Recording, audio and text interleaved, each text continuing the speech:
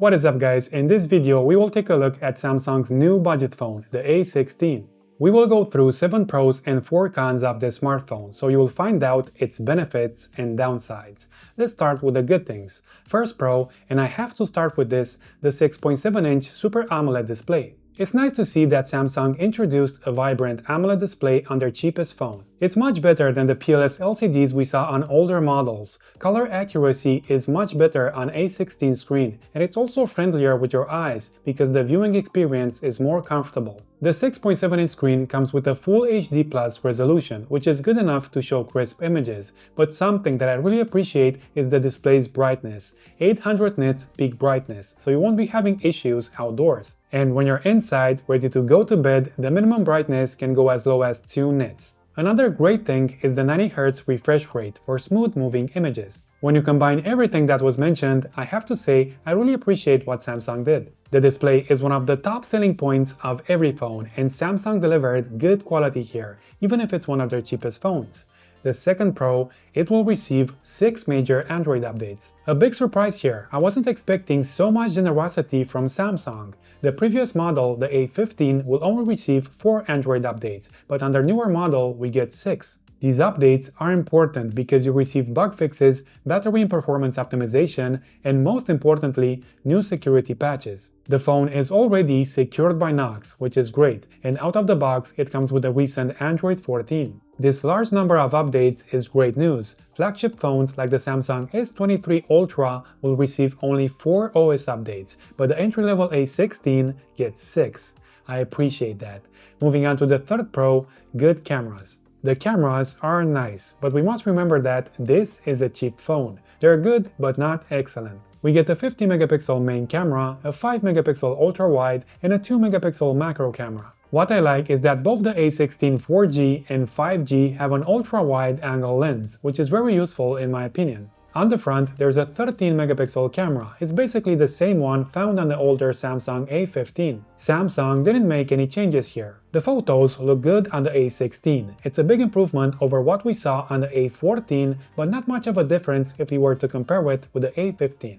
For video, there's the option to record in Full HD at a maximum frame rate of 30 frames per second, so it doesn't support 4K. As I told you at the beginning, this is a cheap phone, but the cameras are very good for the price you're paying.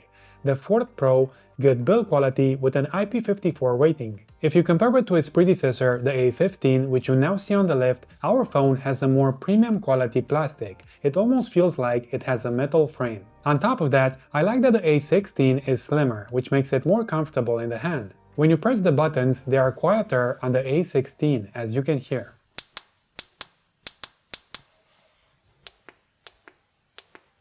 This is partially because it has better build quality, but also because the newer phone now has an IP54 dust and water resistance.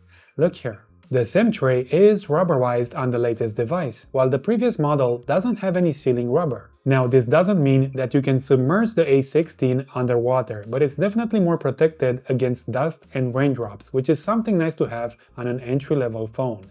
The fifth pro, plenty of storage. There are 6 versions of this device, with 128GB of internal storage and 4GB of RAM, up to 256GB of storage and 8GB of RAM. The fact that you get so much storage on Samsung's cheapest model is great. Plenty of space to store photos and videos. On top of that, in the dual SIM tray, you will also find an SD card slot. You can expand the storage with up to 1 TB, which is awesome. The 6 Pro, 25 watts fast charging. I know this might not be very fast. Some people would say that cheap Xiaomi phones charge faster, but this is a big upgrade compared to the older Samsung A14, which can only take 15 watts. The A14 went from 0 to 100% in 2 hours and 20 minutes, while the A16 goes from 0 to 100 in 1 hour and 40 minutes. 25 watts fast charging is enough, and that's the maximum capacity for a lot of Samsung flagship phones like the S22, S23, and S24. Samsung knows why they don't throw in something like 67 watts fast charging. Slower charging generates less heat, which maintains good battery health for a long period.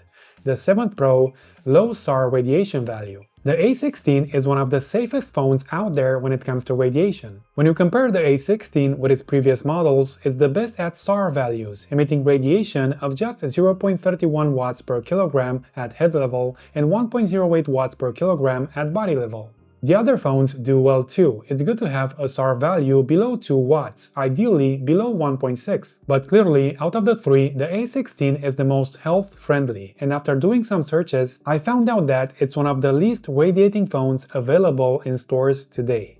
Okay, these were the pros. Now let's also see the cons. First con, it has an average performance when it comes to daily use. The A16 has the same hardware as the previous model, the A15, so there's no upgrade here. This doesn't mean it's a bad performing phone. It handles social media and multitasking well. It's even a decent performer for gaming, but don't expect exceptional results. It tends to stutter and slow down at times, but we must remember that this is a smartphone below the $200 price tag. It's decent, but not great.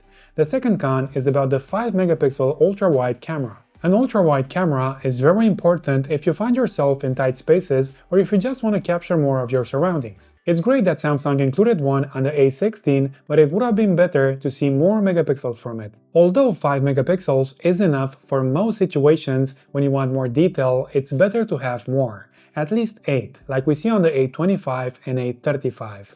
The third con, no stereo speakers. If you want to watch videos on YouTube or simply listen to music, the sound will only come from the bottom of the phone. That's where the only speaker of the A16 is located. The second speaker is usually positioned above the small notch next to the screen, but there's no loudspeaker for this phone, so you'll have a more limited sound experience while using it.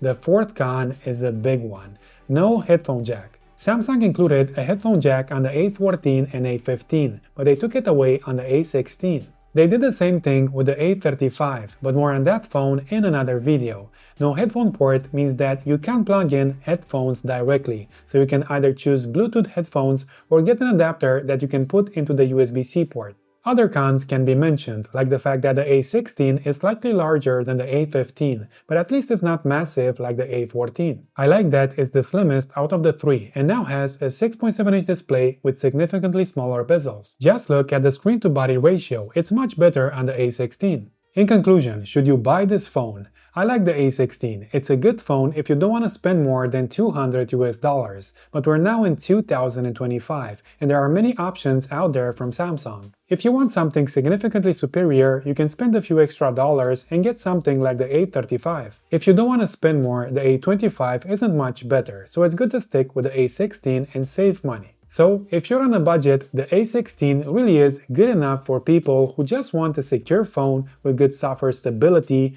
and satisfying features. I believe that the A16 is good enough for most people. If you enjoyed this video, press that like button and I'll see you in the next phone review. Take care, guys.